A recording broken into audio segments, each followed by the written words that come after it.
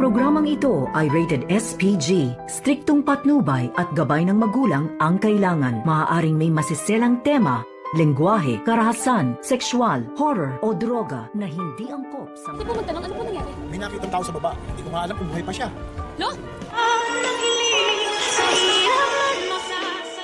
Narito na nga ang ating pakabangan ngayong Lunes sa abot kamay na pangarap. Inakala nga dito ni Zoe na hindi siya isusumbong dito ni Don Pepe at pati na rin itong si Moira. At nagtagumpay na sana itong si Don Pepe na tumakas dito kina Balahadja at Moira. Subalit sa isang pagkakamali ni Don Pepe na nakakuha pala siya ng cellphone dito kay Dax at tumawag dito kay Giselle. At sakto naman na pagkausap dito ni Zoe at dito ni Moira ay narinig mismo ni Zoe na sinasabi ni Don Pepe na ang nagpakidnap sa kanya ay di umano sina Zoe at ito ngang si Moira. At hindi naman masyadong maintindihan dito ni Giselle ang tawag sa kanya ng telepono dahil wala nga signal sa lugar na yon. At hindi malaman ni Giselle kung sino nga ang tumatawag sa kanya. At dito naman na nanggagalaiti sa galit itong si Zoe habang pinapakinggan ang mga sinasabi ni Don Pepe dito nga sa telepono. At hanggang sa lumabas ng kotse itong si Don Pepe dahil gusto niya makatakas dito kay Zoe at hinabol ni Zoe at pilit na kinukuha itong cellphone na hawak nga ngayon ni Don Pepe.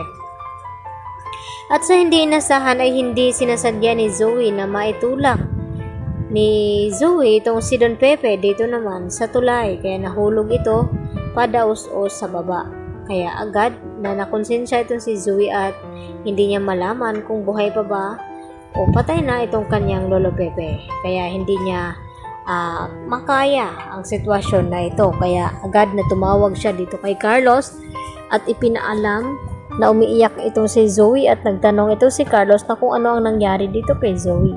At ang sagot nga dito ni Zoe na hindi daw niya ito sinasadya na maitulak niya sa bangin itong kanyang Lolo Pepe. Dahil ililigtas niya sana ito at patatakasin, subalit dahil sa ginawa ng pagsuplong ni Don Pepe dito kina Moira at Zoe ay dito naman na nanggalaiti sa galit itong si Zoe. Samantala, nagtataka na nga ngayon itong si Lynette dito sa ikinikilos ni Carlos Benitez. Lalo na nung tamawag itong si Zoe at tinatawag pang daddy itong si Carlos. Kaya naikwento naman ngayon ni Lynette dito kay Aling Susan. At pati na rin itong si Aling Susan nagulat din sa sinabi dito ni Lynette na bakit naman tatawagin ni Zoe na ama itong si Don Carlos na may ama naman daw siya na itong at walang iba kundi itong si RJ.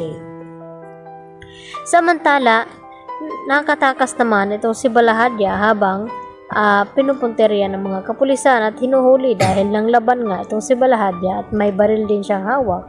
Kaya agad na nagkaputukan ang mga ito. Kaya dito naman ang kumuha ng pagkakataon itong si Balahadja na takasan ang mga pulis na ito.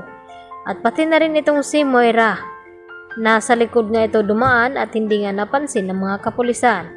At dito nga na sinaliksik ng mga kapulisan ang lugar kung saan baka nandun nakita nila itong si Don Pepe. Subalit tungkod na lamang ang kanilang nakita roon at dinala dito nga sa Apex Hospital at inaabot dito kay Giselle at RJ. At dito na nga na umiyak ng husto itong si Giselle na makita niya ang tungkod ng kanyang pa. At nagulat naman itong si Annalyn na kung bakit maraming tao sa paligid dito sa may tulay. At dito niya nilapitan at nagtanong kung ano daw ang mayroon. At dito naman na sinabi ng matanda na may nakita daw silang nahulog dito sa bangin.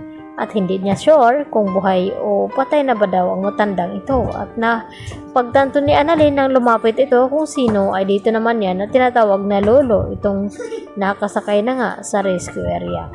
Kaya yan naman ang ating pagkatutukan at abangan ngayong Lunes mga kapuso kung talagang maliligtas pa nga ba ito si Don Pepe o hanggang doon na lang ang kanyang buhay. Yan lang po at maraming salamat sa inyong panonood. Bye-bye!